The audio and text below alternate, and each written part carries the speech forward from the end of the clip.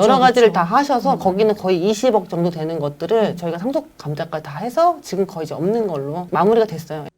세금 때문에 고민하는 대표님께 최하영 고경미 세무사가 CEO를 위한 절세 솔루션을 무료로 드립니다. 더보기란을 참고하세요. 세무법인 신율입니다. 오늘은 최하영 고경미 세무사님 나오셨습니다. 안녕하세요. 안녕하세요.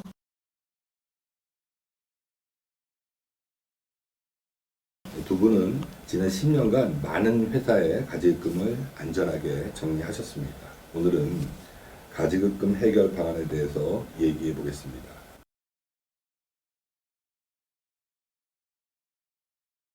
네, 가지입금은 법인 통장에서 돈이 빠져나간 내역이 있는데 실제로 이제 출처가 불분명해서 임시로 처리한 가계정을 뜻합니다. 간단하게 설명을 드리면 기장 세무사무실 쪽에서 통장을 다 받아가지고 기장을 하시는데 거기에 만약에 출금 내역이 명확하게 기재되어 있지 않으면 사실 그걸 다 체크해서 하지 않으면 다 이렇게 가지입금으로 잡힌다고 보시면 되세요. 가지입금 발생 원인은 이제 첫 번째로 우리가 보통 법인 설립 시 실제 이제 불입하지 않은 자본금 때문에 이제 많이들 생겨요. 그러니까 뭐 어떤 거냐면 자본금을 어쨌든 맞춰야 되니까 법인을 설립을 하시는데 그 돈을 영업에 쓰지 않고 예를 들어 빌려가지고 자본금만 맞춰놓은 경우에 다시 또 빼시잖아요. 이제 그럴 경우에 이제 가지입금이 생긴다고 보시면 되십니다. 두 번째는 이제 건설업 법인을 양수하면서 가지입금을 승계한 경우들이 많아요.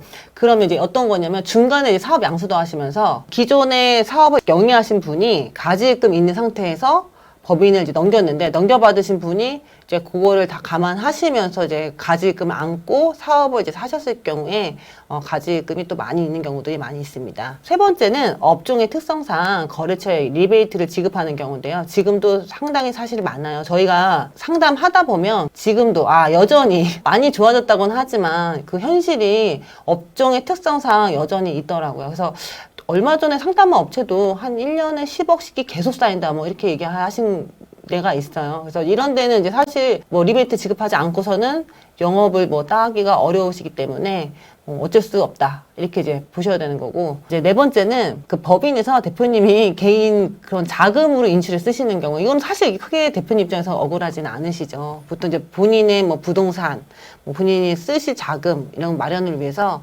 법인에서 급하게 그냥 인출해 쓰시는 경우 또 가지입금이 생길 수 있습니다. 그리고 이제 다섯 번째는 법인에서 지출된 경비를 처리하지 못하는 경우예요. 그래서 아까 말씀드린 것처럼 뭐 예를 들어서 불법 외국인 노동자. 합법적이면 모르겠는데 이제 불법이기 때문에 그분의 인건비를 신고하실 수가 없어요. 이제 그러다 보니까 일은 해서 돈을 주지만 그분의 인건비를 신고하실 수가 없어서 이제 누적적으로 가지입금이 쌓이는 경우, 그런 경우들이 있습니다. 그 1월 달에 저희한테 오신 분. 네. 그 이제 아버님이 돌아가셨는데 가지급금이 그대로 승계돼서 이번에 저희를 만나서 이제 정리할 예정이죠. 네네. 이번에 저희가 그 수임한 업체는, 기존에 이제 상속은 이미 23년도에 이제 발생했고요. 그 당시 이제 그 가지입금이 한 대략 5억 정도 있으셨는데, 사업을, 큰 누나분이 이제 인수는 하셨는데, 그 동생분이 2명이 있는 상황에서 가지금 어떻게 정리하는 것이 맞냐, 어떻게 해야지 문제가 안 생기냐, 뭐 이런 그였고, 실제는 저희가 이제 상속세 신고서를 다 받아서 누가 어떻게 그거를 그때 상속 당시 채무를 어떻게 인수했는지 내지는 뭐 이런 것들 지금 저희가 확인하고 있는 상황이고요. 사실은 이제 이 업체 말고도 저희가 2022년도에 이제 그 비슷한 업체를 수임한 경우가 있어요. 그때 자녀 2분이 오셔가지고 우리 세무법인에 가지입금이 한 20억 정도 되신데 아버님이 많이 아프시다. 근데 이제 이렇게 너무 많은 가지입금이 안 좋다는 얘기를 되게 많이 들었는데 어떻게 영향을 미치냐 해서 저희랑 계약했고 실제로 이제 상속세 신고가 다 끝났고 저희 어제 사실은 거기 상속조사 관련된 소명이 나왔어요. 지금 그렇게 해서 내가 이제 거기도 이제 비슷한 케이스인 거죠. 좀 특수하게 그 아버님이 있던 가지급금이 그대로 이제 유고하시면서 네. 이렇게 승계를 받았다고 할까요? 네네. 2세 분들이 이거 보니까는 그냥 가지급금이 뭐 10억, 20억 승겨서. 네. 그쵸. 그것들 때문에 저한테 가끔 연락이 오는. 여기도 있고요. 사실 작년에 저희가 그 했던 업체도 한 군데도 있잖아요. 아버님과 같이 오셔서 이게 나중에 가지금 이렇게 많은데 같이 오셔서 상담하신 경우들이 많아요. 왜냐면 이제 아버님이 특히 아프신 경우에 급하게 연락 오는 경우가 많고요. 이제 병에 이제 암에 이제 걸리셔서 어느 정도 하실지 모르겠지만 이제 그런 가지금이 너무 많다 보니까 이제 본인들이 이걸 다 갚을 수 있을지 모르겠다. 자녀들 입장에서는 그런 책임적인 의무감 이런 것도 있고요. 또 이제 아버지 입장에서는 돌아가시면서 또 빚만 또 주기도 좀 그러시니까 같이 와서 상담받고 저희한테 컨설팅 받는 경우들이 많이 있습니다. 그 딱 한 가지 돌아가시기 전에 뭐 좀 해놓으면 좋을 것 같은데. 저희가 이제 그 3년 된 데 있잖아요. 3년 전에 오셔서 저희랑 컨설팅 한 데는 어느 정도 다 정리를 하셨어요. 일정 부분 정리하고, 그리고 이제 상속 감자로 해서 거의 다 이제 없앴다고 보시면 되거든요. 근데 이런 것들이 한 3년 전에 오셔서 받았으니까 그걸 다 정리하실 수 있는 거고요. 갑작스럽게 뭐 유고하고 오신 경우는 저희가 이제 그 뒤에 있는 수습을 하기 위해서 많은 것들을 찾아보지만, 그 전에, 하전에 오셔서 상담해가지고 시작하는 것보다는 어쩔 수 없이 그게 좀 제한될 수밖에 없다라는 거죠.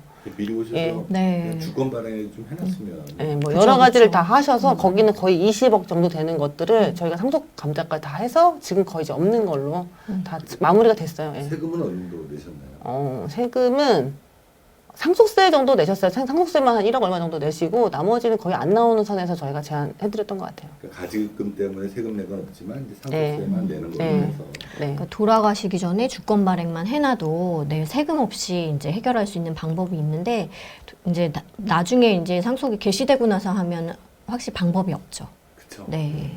그리고 이제 뭐 그거 말고도 지분이나 이런 것들을 살아 계실 때는 좀 어느 정도로 이제 엄마랑 자녀분들이 어떻게 받을지 하고 주식도 마찬가지고 채무도 어떻게 승계할지를 나눠서 잘 협의분할 계약서를 쓰고 그 뒤에 저희가 상속감자를 해드렸는데 만약에 지금 후에 오신 분 같은 경우는 그런 것들이 사실은 없기 때문에 저희가 채무를 어떻게 승계하는 것부터가 문제고 가질금은 그럼 누구 것이냐 대표자는 한 명인데 이런 것 때문에 사실 저희가 내부적으로 더 그걸 좀 파악하고 있고 더 좋은 방안을 제안해드리고 있는 그런 단계거든요.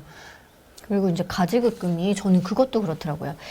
가지급금을 어디에다 썼는지가 확실하면 상속세 신고할 때 부채로 이제 차감이 되는데 확실하지 않을 때는 이제 부채 차감이 안 되는 경우가 있으니까 이번에 이제 저희 상속세 신고한 회사도 가지급금을 전부 개인적으로 부동산을 사셨더라고요. 그러니까 그게 이제 상속이 개시되기 전에 조금 이제 그런 파악이 되면 그럼 훨씬 상속세를 또 줄이실 수 있더라고요.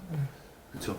그 어떻든 간에 그 내가 이제 여명이 좀 얼마 안 남았을 것 같다. 그러면 뭐 회사 돈을 좀 빼서 그냥 뭐 배우자나 자녀분들한테 이렇게 갑자기 줬다가 그것도 다 털립니다. 네, 그래서 네. 지금 그런 문제가 생기면 저희랑 같이 상의를 하셔서 했으면 네. 훨씬 세금이 적게 나옵니다. 네, 가지급금 발생 원인에 대해서 조금 더 말씀드리면 이번에 이제 제가 지방에 있는 어떤 회사를 방문을 했는데 회사를 2개를 운영을 하고 계셨어요. 근데 한 회사에는 대표님 가지급금만 있으시고 또 다른 회사에서는 가수금만 있으셨거든요. 그게 법인에서 법인으로 빌려주는 걸로 처리를 했으면 대표님이 중간에 껴있지 않고 한 법인에서 이제 사업이 잘 돼서 가수금을 다른 법인에 갚으면 바로 없어질 것이 대표님을 껴서 이제 그게 되다 보니까 한 회사에서는 대표님이 10억의 가지급금이 있어서 이 회사 돈을 빼서 다른 회사에 넣어서 개인적인 가수금이 이제 되셨거든요. 이렇게 되면 인정이자 계산을 할 때 개인으로 하면 굉장히 이제 불리하세요. 그래서 이제 이렇게 다른 사업을 하실 때 가지급금이 발생하시는 경우가 있고요. 또 농지 같은 경우에 이제 개인적으로밖에 투자가 안 되는 부동산이기 때문에 법인이 농지를 사서 지목 변경을 해서 이제 그 사용을 하기 위해서 농지를 매입할 때 대표님 이름으로 많이 하시더라고요. 예, 그래서 가지급금이 발생을 하시고요. 그리고 이제 급여를 너무 적게 신고해서 개인적으로 생활이 안 될 정도로 급여를 적게 신고하시니까 당연히 회사 돈을 빼서 가지급금 처리하시고. 근데 이제 오래 법인을 운영하신 대표님들은 그게 이제 합법적으로 절세라고 이제 생각을 하셔서 하셨다고 그러더라고요. 소득세하고 4대 보험이 안 나와서. 근데 나중에 가지급금으로 그게 다 기록되고 있는 걸 이제 모르셨던 거죠. 그래서 굉장히 안타까웠어요. 그리고 이제 이런 것도 있죠. 사실은 만약에 사업을 승계받으면 그나마 채무가 승계되기라도 하거든요. 가지금 아무도 안 받는다 그러면 다 상해처분으로 세금이 엄청 많이 나와요. 네, 상속세 네. 신고할 때. 그런 경우도 있더라고. 다 안 하겠다고 그러면 이제 누구라도 해야 되는 거죠. 뭐 사업을. 제 생각에는 앞으로 한 4, 5년 내에 중소기업 M&A 시장이 커질 것 같습니다. 지금 아, 이분들이 네. 네. 사업을 안 하는 분들이 많죠. 네. 그렇죠. 네. 심지어 저희가 계약해서 이제 가업승계 증여특례 이제 앞으로 해드릴 업체가 있거든요. 그러니까 사실은 이제 몇 년 전에 다른 쪽을 통해서 이제 증여특례를 하시고 추가로 하기 위해서 이제 저희하고 계약을 하셨는데, 이제 대표님께서는 가업승계 증여특례를 해주고 싶어 하시는데 자녀분이 아드님이 안 하겠다고, 고용을 유지할 수 없다, 이 사업으로는, 이렇게 판단하셔서 증여특례를 기존에 했음에도 불구하고 증여특례를 이제 안 하고 가업상속공제도 포기하고 이 회사를 줄여서 임대업 하겠다고 하시더라고요. 부동산 임대업. 네, 그래서 그런 경우가 정말 많은 것 같아요. 네. 자, 그러면 가지금에 대한 이제 문제점에 대해서 말씀해 주시죠. 저희가 가지급금에 대해서 굉장히 여러 번 영상을 찍어서 이제 다 했던 내용이라 제가 짧게 그냥 말씀드릴게요. 이제 가지급금에 대해서 요즘에는 대표님들이 굉장히 많이 아시고 문제점도 많이 알고 계셔서 이제 간단하게 말씀드릴게요. 가지급금이 있으면 이제 법인이 대표님께 빌려주는 거기 때문에 무상으로 이제 빌려줄 수는 없고요. 4.6% 당좌 대출 이자율을 이제 적용해서 이자를 대표님이 이제 법인에 갚으셔야 되고, 당좌 대출 이자율을 선택을 안 하시면 회사에 그 은행 차입금에 대한 가중평균 차입 이자율 정도는 꼭 이자를 불입을 하셔야 돼요. 그러니까 이제 이 이자가 처음에는 감당할 수 있는 수준이시지만 이제 점점 시간이 지날수록 복리로 가지급금이 늘어나는, 네, 이런 문제점이 있습니다. 두 번째로 이게 이제 회사를 폐업하면 가지급금이 없어지는 줄 아시는데 그게 아니고 끝까지 가지급금 따라가서, 요즘에는 국세청 전산이 워낙에 잘 돼 있기 때문에 폐업을 해도 2년 내에 가지급금에 대한 게 이제 그 조사가 전환될 수 있고요. 그리고 심지어 법인이 이제 체납이 있다. 체납 뭐 4대 보험이나 세금에 대해서 법인이 체납이 있으면 국세청이 법인을 대신해서 가지급금의 대상인 대표님께 상환 요청을 하더라고요. 그런 경우도 봤어요. 그러니까 법인이 채권이 있잖아요. 대표님이 갚아야 될 채권이 있으니까 국세청이 대신해서 그걸 갚으라고 독촉을 하는 거죠. 그 돈 원래는 법인에서 갚아야 되는데 가지급금이 있기 때문에 가지급금을 가져간 대표한테 갚아라. 네네, 내라. 네. 대신해서 그거를 가지급금을 갚아서 이 체납을 해결해라. 이렇게 오더라고요, 독촉장이. 그래서 이거는 이제 피해갈 수 없다. 이렇게 생각을 하셔야 되고요. 세 번째로 상속이 개시되면 이 가지급금에 대해서 당연히 상속인들이 이제 갚아야 되는 채무로, 네, 인정이 됩니다.